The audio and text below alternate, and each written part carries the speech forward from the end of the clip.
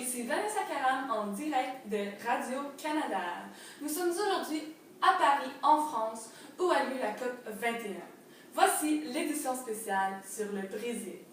Comptant environ 201 millions d'habitants, le Brésil occupe jusqu'à la moitié de l'Amérique du Sud. Ce pays demeure le 5e pays le plus peuplé au monde, abritant une population multiethnique qui parle le portugais. En effet, la population est fortement métissée. Pourquoi cela? C'est simple, puisque le Brésil fut victime de plusieurs vagues d'immigration au fil des années. La ségrégation raciale, soit la séparation physique de personnes de différentes couleurs dans des activités couramment exercées, est un enjeu très présent au Brésil. Donc, quand le monde pense Brésil, la plupart du temps, ils pensent, la première analogie qu'ils font, c'est à la pauvreté et au surpeuplement dans les bidonvilles, aux périphéries des villes comme Rio de Janeiro ou Sao Paulo. Malheureusement, la société brésilienne est l'une des plus inégalitaires au monde. Une des conséquences principales de l'exode rural et du taux de croissance beaucoup plus élevé dans les villes que dans les campagnes est que la population urbaine s'accroît continuellement. La population dans les villes s'évalue à 80% de la population totale. Le Brésil compte environ une quinzaine de villes qui dépassent le million d'habitants, mais Sao Paulo et Rio de Janeiro sont notamment les deux mégapoles. Maintenant, je vais vous présenter un côté beaucoup plus socio-économique du Brésil. Donc, on va commencer premièrement par le taux de chômage. Donc, voici l'évolution du taux de chômage. On voit qu'en 2015, c'est moins élevé que les années antérieures, comme en 2005 ou environ durant ces temps-là. Le taux de chômage est mauvais parce que ça entraîne des grandes dépenses pour l'État, ce qui est très néfaste pour la société. Maintenant, on va parler du PIB par habitant. Donc, le PIB par habitant, en 2015, c'est de 8802.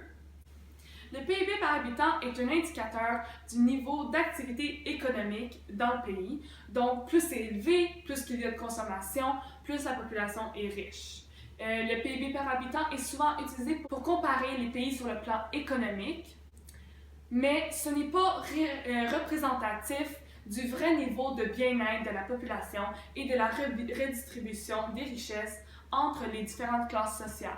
Ceci dit, pour avoir un réel aperçu de la qualité de vie des habitants, il y a plusieurs autres indicateurs qui pourraient être utiles. Donc, premièrement, il y a le coefficient de Gini. Cette mesure statistique calcule l'inégalité des revenus des habitants dans le pays. Ce coefficient est indiqué par un nombre variant entre 0 et 1, où 0 représente l'égalité parfaite et 1 l'inégalité totale. Donc, au Brésil, en 2015, le coefficient de Gini est à 0,57, ce qui est plutôt élevé pour un pays, donc il figure vers la fin de la liste. Une autre donnée très représentative du niveau de bien-être, c'est l'IDH, l'indice de développement humain. L'IDH met en commun plusieurs aspects, 3 en tant que tel. Donc, premièrement, l'espérance de vie à la naissance. Deuxièmement, le taux de scolarisation. Et troisièmement, le PIB par habitant. Donc, ici, nous pouvons voir que l'IDH du Brésil ne figure pas dans les plus pires. L'IDH en 2015 est de 0,75, ce qui est plutôt bien. On entend beaucoup parler du sujet de la COP 21, mais quand est-ce que ce mot a réellement commencé à être utilisé? Les COP sont nées lors du sommet de la Terre de Rio. En 1992, plus de 178 pays se réunissaient pour donner une définition plus claire et plus officielle au terme maintenant connu sous le nom de développement durable. 3 conventions se sont issues après le sommet de la Terre. La première est la Convention sur la diversité biologique. Ses objectifs sont de conserver une diversité biologique et le partage des biens justes et équitables. La deuxième est la Convention des Nations unies, qui lutte contre la désertification et vise à atténuer la sécheresse. La troisième est la Convention cadre des Nations unies sur le changement climatique. Elle veut stabiliser la concentration de gaz à effet de serre dans l'atmosphère pour ne pas perturber le système climatique. En 1997, lors du protocole de Kyoto, aussi appelé COP3, le Brésil fut l'un des premiers pays à signer et ratifier ce document, ayant pour but la réduction de gaz à effet de serre. Le Brésil promet de réduire sa quantité de gaz à effet de serre et de convaincre ses pays voisins à signer le protocole eux aussi. Fernando Henrique Cardoso, le président du Brésil, a affirmé que la réduction de gaz à effet de serre de son pays était primordiale à la survie de la planète.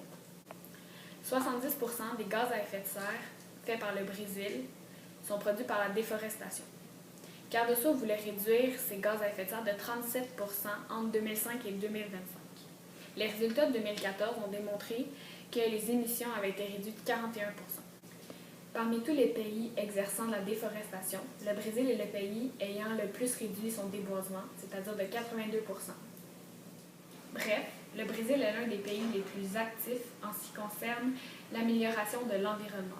Il a joué un rôle très constructif lors des négociations internationales. Bonjour, ici Maude Lefebvre, spécialiste en histoire et en politique du Brésil. Pour commencer, allons jeter un coup d'œil à l'historique de ce pays. Les premières côtes brésiliennes furent découvertes en 1500 par le navigateur portugais Pedro Álvares Cabral. En revenant au Portugal, il a affirmé avoir découvert de nouveaux territoires. On estime qu'avant 1500, le Brésil était habité par environ 2 millions d'Amérindiens.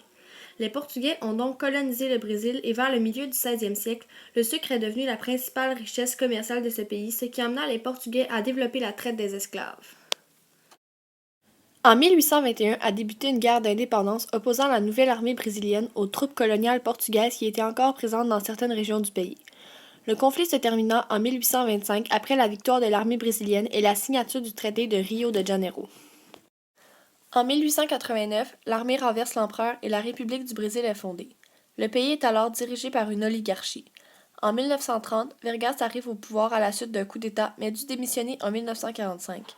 Plus tard, en 1964, le Brésil connut une junte militaire où le régime politique était une dictature et ce jusqu'en 1985.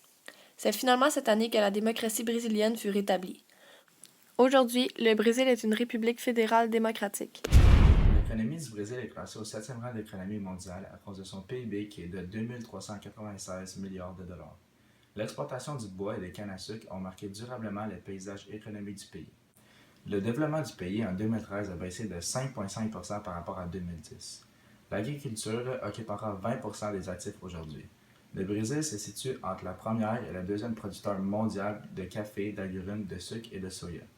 L'industrie de transformation et l'exploitation du pétrole connaissent un essor remarquable. La croissance de l'économie est freinée par les irrégularités climatiques, la population qui s'élève trop rapidement, la masse de paysans qui ne possèdent aucune terre et beaucoup de propriétés sous-exploitées.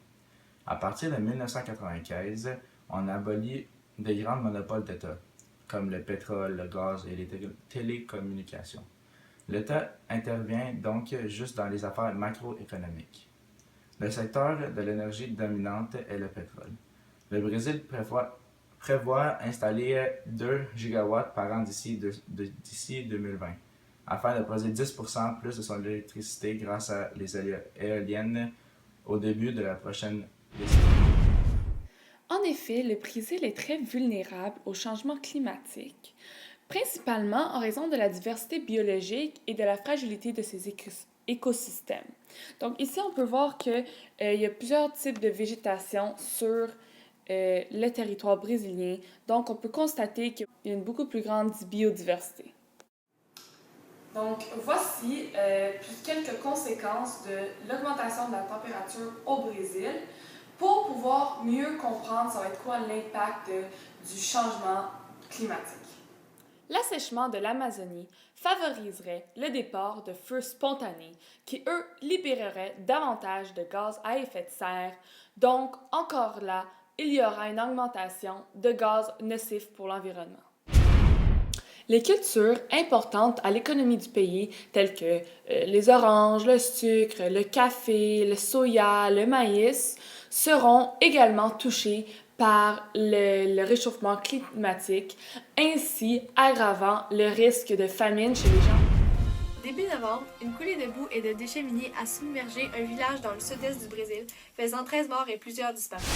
Les experts de l'ONU affirment que cette coulée était bel et bien toxique, contrairement à ce qu'affirmait la société Samarco, propriétaire du barrage ayant rompu. La rupture de ce barrage minier a déversé plus de 50 millions de tonnes de résidus miniers contenant des matières toxiques.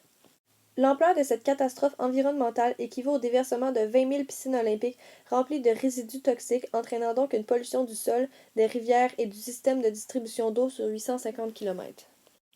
Il s'agit de la plus grande catastrophe environnementale de l'histoire du Brésil, qui a tué des milliers d'animaux et privé d'eau plus de 280 000 personnes. La société Samarco s'est engagée à payer 260 millions pour réparer les dégâts, en plus d'être infligée d'une amende de 175 millions.